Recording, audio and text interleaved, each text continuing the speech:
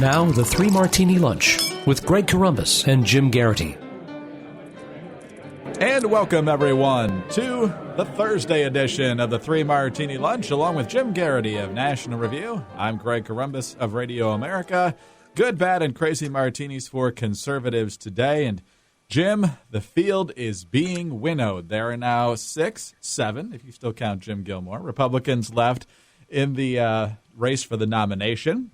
2 have left since the results came down in New Hampshire Tuesday night. We talked yesterday about the exit of Chris Christie, and let's just say the tears were not exactly flowing here at the Three Martini Lunch. But the good martini today is not that Carly Fiorina is also out. The good martini is that Carly Fiorina was in this race, not only because she brought some private sector experience to the race, she was an excellent debater, she was a good articulator of conservative principles in many ways, and she is perhaps without peer in being able to zero in and go after Hillary Clinton. In her statement yesterday, the quality of the statement compared to Chris Christie's was just like night and day. I'm not even going to mention Christie's, but just listen to this. We must fix our festering problems by holding our bloated, inept government bureaucracy accountable. Republicans must stand for conservative principles that lift people up and recognize all Americans have the right to fulfill their God-given potential. To young girls and women across the country, I say, do not let others define you.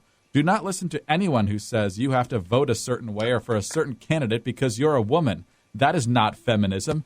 Feminism does not shut down conversations or threaten women. It's not about ideology. It's not a weapon to wield against your political opponent. A feminist is a woman who lives the life she chooses and uses all of her God-given gifts. And always remember that a leader is not born but made. Choose leadership. So, Jim, ultimately, she was never able to sustain things from debate to debate, and she never put up much of a vote total in Iowa or New Hampshire, so she was right to get out. But the campaign was better for having Carly Fiorina in it. It was, Greg. And I just share an observation. I think it was Gabriel Malor who noted this, that for a lot of candidates, the 2 best days of their campaign are the day that they announce it and begin and the day they leave.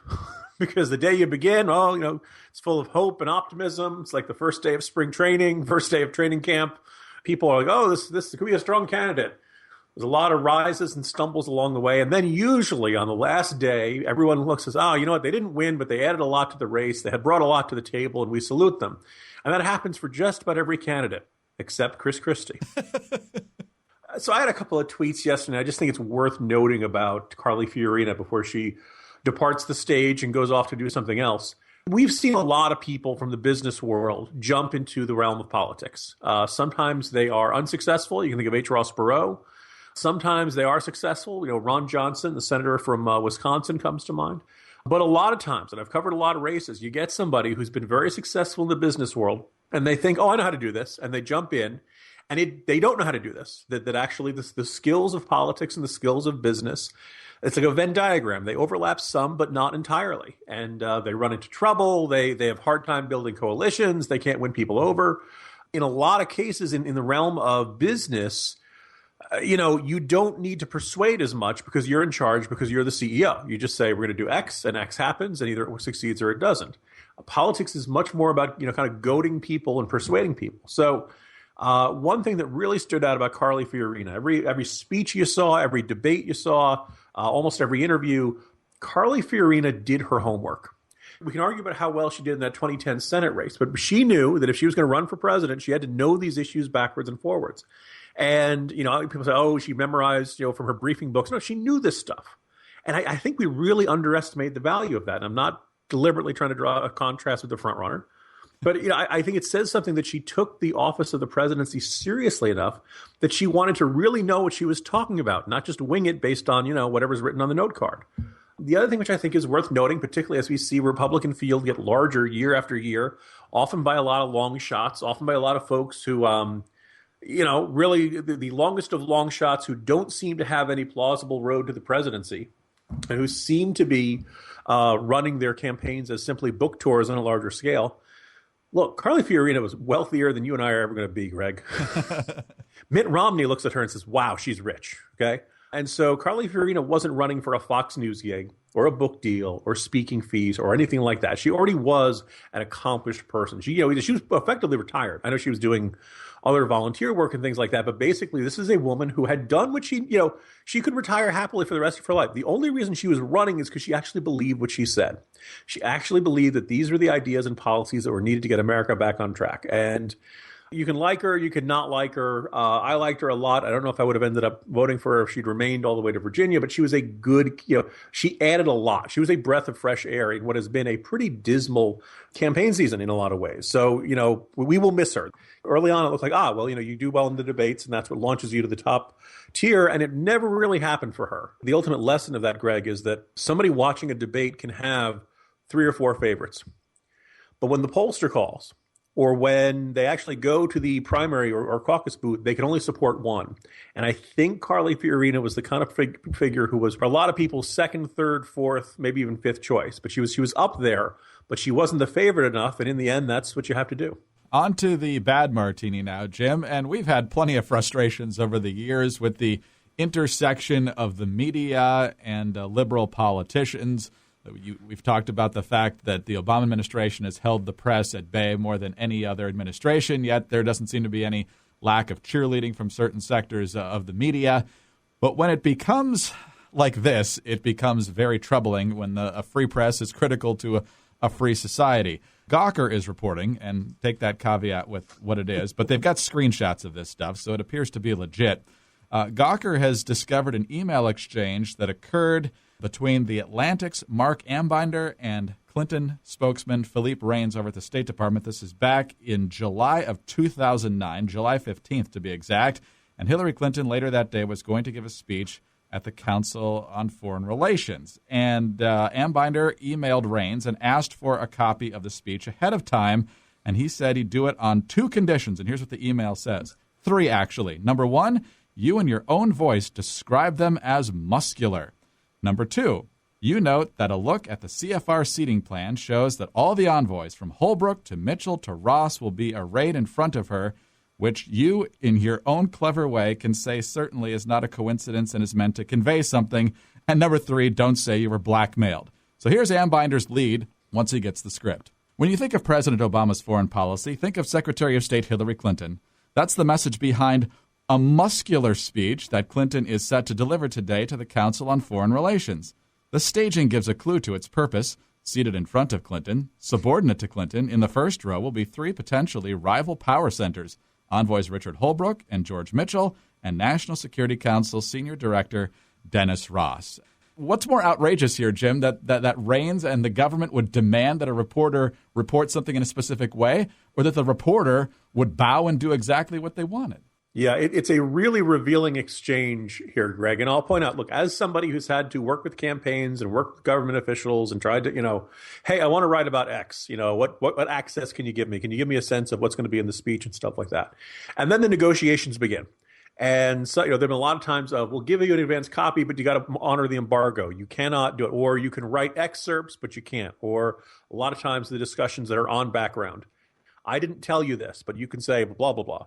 Or, you can write this in your own voice, but you can't say this is coming from us. What we're seeing here with Ambinder and Hillary's flack is a very different category of, we're going to tell you what to write.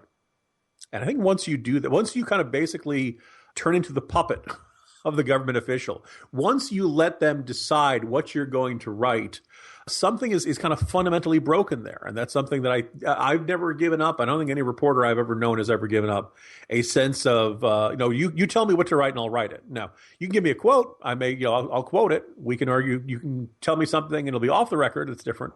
But this whole thing of you use the word muscular in your own voice. No, you don't get to pick your own adjectives. Greg, it's like being able to pick your own nickname. Right. Garrity, who is often referred to as Stud Muffin, you don't get to do that. And, the point about who's in the one, I think it's very revealing that was a huge deal about who was sitting in the audience and where they were sitting and all that kind of stuff. But I think Mark Ambinder's got a good reason to feel a little embarrassed by this. My suspicion is this is not as uncommon as we would like it to be. There are times I have read things that it has felt a little too much like what somebody in the White House would want them to write. There's another Washington journalist who often uses the term mind meld, as in, here's what the White House is thinking. Now, when somebody says, here's what the White House is thinking, you should interpret that as, here's what somebody at the White House told me they're thinking. but they don't want to say somebody from the White House told me they're thinking this. So, I'm going to pretend I have clairvoyance. I'm going to pretend that I have telepathy, and this is what they're thinking, which is fine. But you kind of know at that point, I'm writing this because, Rahm Emanuel called me up and yelled at me and told me that this is what they're thinking. Ari Fleischer, I believe, tweeted out yesterday something to the effect of, if this had happened or if I had tried this at the White House, there would have basically been a press riot in reaction to it once it came out. Yeah, I guess that's the thing, is ultimately they're happy to get the scoop. Here's the thing. You're never in danger of being spun by the politicians you hate. It's the politicians you like where it gets clubby, where it gets too easygoing, where you kind of feel like you're on their team and you're supposed to help them out. And I think that it's very hard to see Mark Ambinder doing the same thing for a Republican White House or a Republican lawmaker, saying you're going to describe our speech as muscular in your own voice. Yeah, nor should he.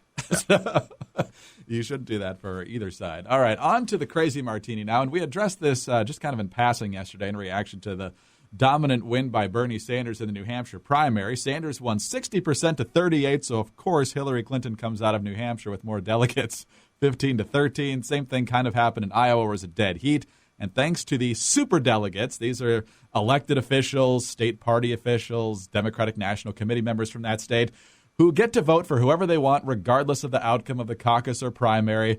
We saw this a lot in 2008 because a ton were initially committed to Hillary, and then when they saw the Obama groundswell, they switched to Obama, much to the consternation of the Hillary team, and ultimately that got him the nomination. And so, Jim, since delegates that are awarded based on the actual vote are done proportionally in the Democratic Party, it's easy to see someone who wins a vast majority of states, but by a fairly competitive margin, just to get trumped at the convention because of all these superdelegates in the tank for a candidate, and none of it's decided by the actual people. Yeah. Now, why do the Democrats have superdelegates and Republicans don't? A lot of this came out of George McGovern, that they realized that, oh my goodness, we'd lost control of the nominating process and our grassroots are a bunch of maniacs.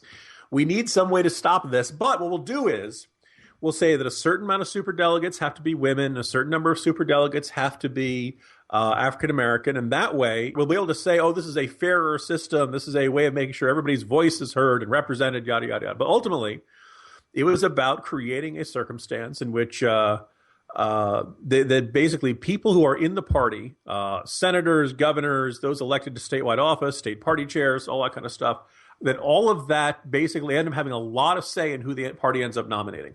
And this is the end result, that basically, if you're part of the Democratic elites, part of the Democratic establishment, you probably signed on to Hillary a long time ago because you're awaiting your job in the Hillary Clinton administration, right? This is effectively what you do for a living, and that's the perspective there. Now, because of this, you have already the coin flip result in Iowa, which you end up getting more delegates. Now with this one, she gets utterly shellacked, and because almost all the state's superdelegates are backing Hillary Clinton, she actually is going to come out of this with more delegates, even though he won by like 20 points. I wrote about this morning, and a bunch of people are like, well, there are a bunch of Republicans who are like, so what? This is the Democrats. It's their messed up system. Why do we care? And I can see that perspective, but Greg, BS is BS. Yes. I'm willing to stand up for Bernie Sanders and say he's getting a raw deal here, right? It's been this way with the debates. It's been this way with, W. Wasserman Schultz and the DNC. Somebody said to me, well, with Trump being the front runner, don't you wish you had superdelegates in the Republican Party?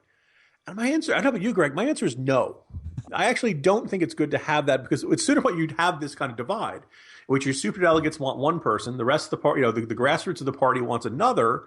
And you end up with this divide, and the superdelegates could have a possibility of winning if it's close, if the elite candidate does well enough. That's pretty much what we're seeing on the Democratic side. You have to let your party be free to make the wrong choice. And Republicans, right now, you're making the wrong choice. We may be on a path to disaster by nominating Trump. But I don't want to put in some sort of mechanism to overrule that by a small group of people just because I think they're wrong. Because then, Greg, it struck me as like a Clockwork Orange system. You are forced to make the right decision. You are forced to make the decision that somebody else thinks is the correct one. And if it's not freely chosen, is it really the right choice? You have to leave people free to get it wrong. That's kind of what liberty is about. That's kind of what freedom is about. And every effort to stop freedom and liberty always comes from, we're going to save people from making the wrong choice. Now, you might argue in light of that, a fundamentally unfree system for weighting the results of elections, maybe it fits the Democrats. Can't you just picture Bernie at the next debate saying, not only is Wall Street rigged, this process is rigged. I'm out of order. You're out of order. This whole court is out of order. It's going to be interesting to see. The guy who's railing on about fairness and the system is rigged might not get the nomination because of unfairness and because the system is rigged. How ironic. Feel the burn. There's one other way to interpret this, Greg. What's that? That in the name of fairness, some of Bernie's delegates were reallocated to somebody they felt was less fortunate. Yeah, they don't belong to him. They belong to the whole party, right? There you go. Choke on that irony. Be careful what you wish for, Bernie. All right. On that note, Jim, talk to you tomorrow. See you tomorrow, Greg. Jim Garrity of National Review. I'm Greg Corombos of Radio America. Thanks for being with us today. And be sure to tune in again on Friday for the next 3 Martini Lunch.